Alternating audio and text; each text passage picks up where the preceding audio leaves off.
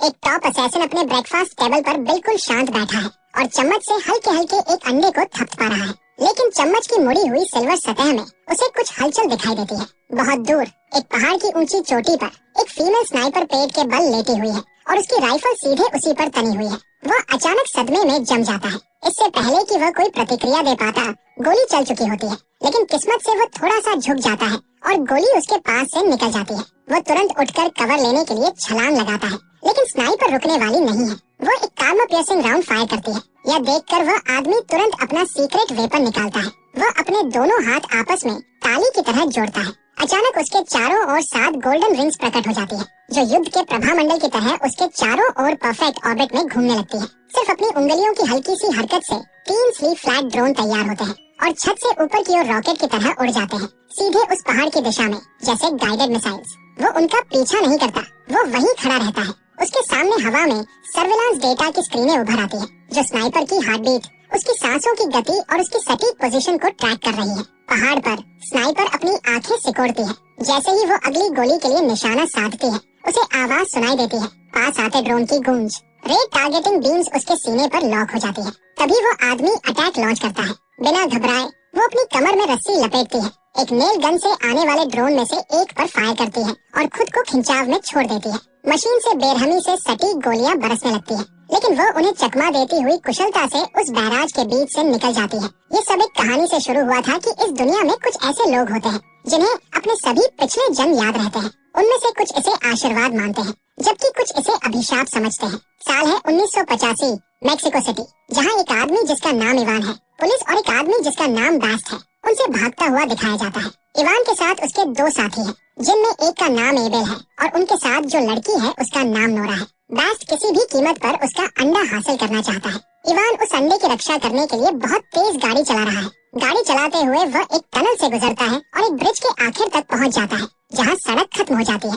उसके पास अब कोई रास्ता नहीं बचता, क्योंकि उसके पीछे सिक्योरिटी फोर्सेज और बेस्ट है। इसलिए वह फैसला करता है कि वह वहीं से कार को छलांग लगवा देगा। लेकिन ऐसा करने से पहले वह एबेल और नोरा से कहता है कि अंदर देखना मत भूलना। इसके बाद वह कार को वहाँ से कुदाता है और बहुत चतुराई से खुद भी कार से बाहर कूद जाता है, एक रस्सी के सहारे लटकते हुए, हाथ में एक तलवार लिए हुए। उसके पास वह ब्रीफकेस भी है जिसमें अंडा रखा हुआ है। उसी समय हमें एबेल और नोरा बहुत तेज गाड़ी चलाते हुए दिखते हैं और अचानक उनकी कार क्रैश हो जाती है। हालांकि दोनों उस हादसे से बच जाते हैं, लेकिन अब बेस्ट उनके सामने खड़ा है और वह दोनों को मार देता है। इवान ऊपर से सब कुछ देख रहा होता है, लेकिन वह अपने साथियों की मदद करने में असमर्थ रहता है। इसके बाद कहानी कई साल आगे बढ़ती है। साल 2020 में, जहां हमें एक आदमी दिखाया जाता है जिसका नाम ट्रेडवे है और जिसे अजीब अजीब सपने आते हैं। दरअसल वही इवान है जो दोबारा जन्म ले चुका है। हालांकि उसे अपने पिछले जन्म की सारी बातें याद नहीं है, फिर भी उसे बार बार ऐसे विजन आते हैं जैसे उसके पिछले जीवन की घटनाएं।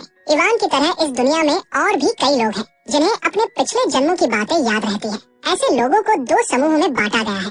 एक समूह इसे आशीर्वाद मानता है और दूसरा इसे अभिशाप, क्योंकि उनकी यादों में कई जन्मों का दर्द और पीड़ा शामिल है। इसलिए वह दूसरा समूह अब पूरी दुनिया को नष्ट करना चाहता है और इस सिस्टम को हमेशा के लिए खत्म कर देना चाहता है, क्योंकि अगर ये दुनिया ही नहीं रहेगी तो कोई दोबारा जन्म भी नहीं लेगा। बेस्ट उन्हीं लोगों में से एक है जो दुनिया को नष्ट करना चाहता है। दूसरी ओर इवान को लगातार अपने पिछले जन्मों के विजन आते रहते हैं, लेकिन उसे ये नहीं पता कि ये उसके पिछले जीवन की यादें हैं। वो एक नौकरी के इंटरव्यू के लिए जाता है, लेकिन उसे रिजेक्ट कर दिया जाता है क्योंकि उसे पहले मानसिक बीमारी हो चुकी थी। इवान को पैसों की बहुत जरूरत है, इसलिए वह एक बहुत ही रेयर तलवार बनाता है, जबकि उसने कभी तलवार बनाना सीखा ही नहीं है। यह हुनर उसे उसके पिछले जन्मों से मिला है। अब वो उस रेयर तलवार को एक गैंगस्टर के पास लेकर जाता है। जब गैंगस्टर उस तलवार को देखता है तो वो बहुत खुश हो जाता है, लेकिन वह उसके बदले बहुत कम कीमत ऑफर करता है। गैंगस्टर की गर्लफ्रेंड भी वहाँ मौजूद होती है और वो इवान की तलवार की बहुत तारीफ करती है। ये देखकर गैंगस्टर को बहुत गुस्सा आ जाता है और वो उसी तलवार से अपनी गर्लफ्रेंड का हाथ काटने की कोशिश करता है,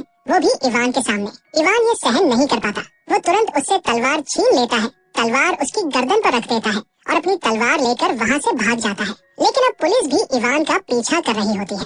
भागते हुए वह एक दीवार पर चढ़ता है और जैसे ही वह ऐसा करता है, उसे अपने पिछले जन्मों की यादें आने लगती है, एक ऐसे जीवन की जिसमें वो बर्फीले पहाड़ों पर एक लड़की को बचा रहा था। ये यादें उसके दिमाग पर गहरा असर डालती है। इवान बेहोश होकर एक कार के ऊपर गिर जाता है।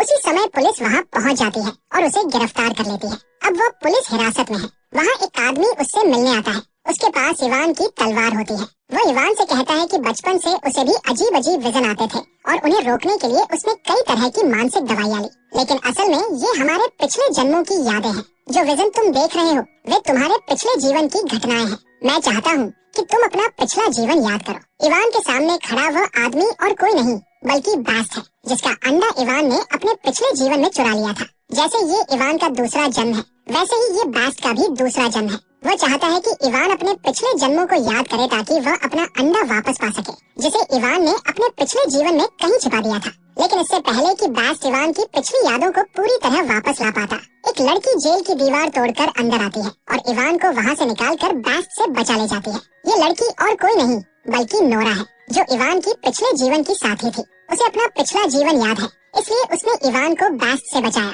नोरा इवान को एक खास जगह पर ले जाती है जिसे हब कहा जाता है। वहाँ वे सभी लोग रहते हैं जिन्हें अपने पिछले जन्म याद है। वे सब वहाँ ट्रेनिंग करते हैं और जब वे इवान को देखते हैं तो सम्मान में अपना सिर झुका लेते हैं, क्योंकि इवान एक महान योद्धा है। अपने पिछले जन्मों में उसने दुनिया को बचाने के लिए कई महान कार्य किए थे। अब रिसर्च और टेक्नोलॉजी की हेड आती है और इवान को अपने साथ ले जाती है। वो उसे बताती है कि इस दुनिया में लगभग 500 लोग ऐसे हैं जिन्हें अपने हर जन्म की याद है। बास्ट भी उन्हीं में से एक है और हजारों सालों तक बार बार जन्म लेने के बाद वह इस चक्र से ऊब चुका है। वो इसे एक अभिशाप मानता है, इसीलिए वह पूरी दुनिया को नष्ट करना चाहता है और जीवन मृत्यु के इस चक्र से हमेशा के लिए मुक्त होना चाहता है।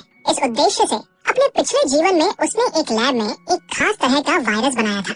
उस वायरस के जरिए इस दुनिया की हर वो जीवित चीज जो सांस लेती है हमेशा के लिए नष्ट हो जाती। अपने पिछले जीवन में 1985 में बास्ट उस वायरस को एक्टिवेट करने वाला था, तभी तुमने उसे चुरा लिया और वो अब उस अंडे के अंदर है। हमें नहीं पता कि वो वायरस या वो अंडा कहाँ है, क्योंकि तुमने उसे कहीं छिपा दिया था। इवान कहता है कि उसे नहीं पता कि अंडा इस समय कहाँ है। दरअसल उसे अपना पिछला जीवन पूरी तरह याद भी नहीं है, लेकिन अब हब में मौजूद सभी लोग चाहते हैं कि इवान अपने सभी पिछले जन्मों को याद करे, इसलिए वे उसके सामने वही सभी बाधाएं और वही सभी लड़ाइयाँ दोबारा खड़ी करते हैं जिनका सामना उसने अपने पिछले जन्मों में किया था, ताकि उसे सब कुछ याद आ सके। लेकिन इसका कोई फायदा नहीं होता, इवान को कुछ भी याद नहीं आता।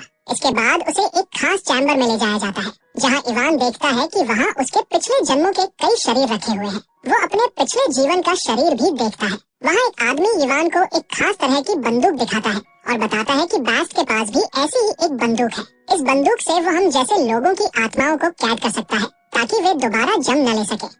शायद तुम्हें अपने पिछले जीवन के साथी एबेल की याद नहीं है, जिसे बास्ट ने नोरा के साथ मार दिया था।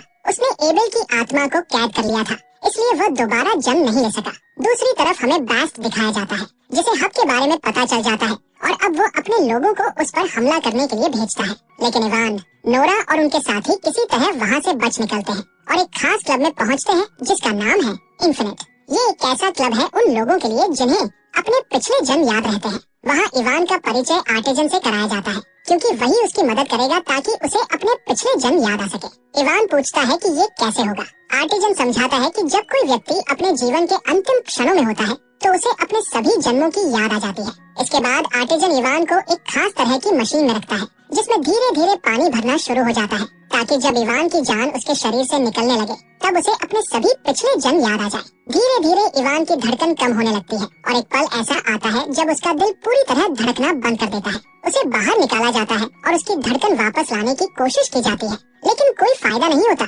सभी को लगता है कि इवान अब इस दुनिया में नहीं रहा, लेकिन उसी क्षण इवान एक ऐसी जगह पर होता है जो जीवन और मृत्यु की सीमा रेखा पर स्थित है, और जब वो उस बिंदु पर पहुंचता है तो उसे अपने सभी पिछले जन्म याद आ जाते हैं। उसे याद आता है कि उसने अपने सैकड़ों पिछले जन्मों में कितनी बड़ी बड़ी लड़ाइयाँ लड़ी थी। वो एक महान योद्धा था। उसके पास हमेशा एक खास तलवार हुआ करती थी। यही वही तलवार है जिसे उसने इस जीवन में फिर से बनाया था। और अब इवान को होश आ जाता है। वो कहता है कि उसे याद आ गया है कि उसने अपने पिछले जीवन में अंडा कहाँ छिपाया था। जब उसे यकीन हो गया था कि वो बच नहीं पाएगा, तब उसने एबेल से कहा था कि अंदर देखना मत भूलना। इसका मतलब था कि उसने अंडा अपने ही शरीर के अंदर छिपा दिया था। दूसरे शब्दों में वो अंडा उसके पिछले जीवन के शरीर के अंदर है, जो इस समय हब में रखा हुआ है। जब इवान ये सब बता रहा होता है, तब दूर बैठा बास्ट सब कुछ सुन और देख रहा होता है, क्योंकि वहाँ कई माइक्रोफोन और कैमरे लगे हुए हैं। अब बास्ट को पता चल जाता है कि अंडा कहाँ है, इसलिए वो अपने साथियों को हब भेजता है, जहाँ इवान के पिछले जीवन का शरीर रखा है, वही जिसमें अंडा मौजूद है।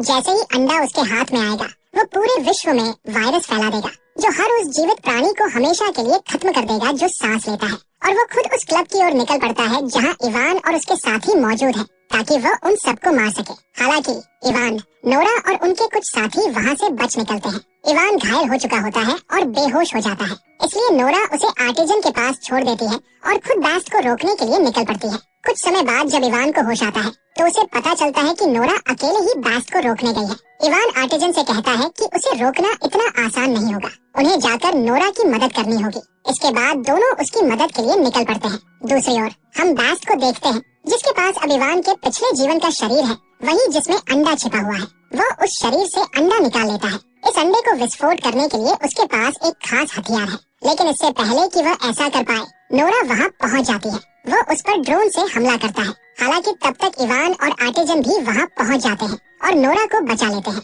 इसके बाद वे बेस्ट की लैबोरेटरी में प्रवेश करते हैं। वहाँ नोरा लैब का वो हिस्सा ढूंढ लेती है जहाँ बेस्ट ने अपनी खास बंदूक से उन लोगों की आत्माओं को कैद कर रखा है जिन्हें अपने पिछले जन्म याद थे। उन्हीं में एबेल की आत्मा भी है, जो पिछले जीवन में नोरा का साथी था। इसलिए नोरा वहाँ कई बम लगा देती है और वहाँ से निकल जाती है। दूसरी ओर इवान को पता चलता है कि बेस्ट का प्लेन पहले ही उड़ान भर चुका है। उसके पास अंडा भी है और वह मशीन भी, जिससे वो उसे विस्फोट करने वाला है। इसलिए उसे रोकने के लिए इवान अपनी खास तलवार के साथ बहुत ऊंचाई से उस प्लेन पर छलांग लगा देता है जिसमें बेस्ट मौजूद है और प्लेन के उस हिस्से तक पहुंच जाता है जहां अंडा रखा है। असल में वो एक बहुत बड़ा बम है। जैसे ही वो फटेगा, वायरस पूरी दुनिया में फैल जाएगा। लेकिन तभी बेस्ट वहां पहुंच जाता है। वो इवान पर हमला करता है। दोनों के बीच एक भयानक लड़ाई छिड़ जाती है और लड़ाई के दौरान बम नीचे की ओर गिरने लगता है। इवान अपनी तलवार के साथ बम की ओर छलांग लगाता है ताकि उसे रोका जा सके।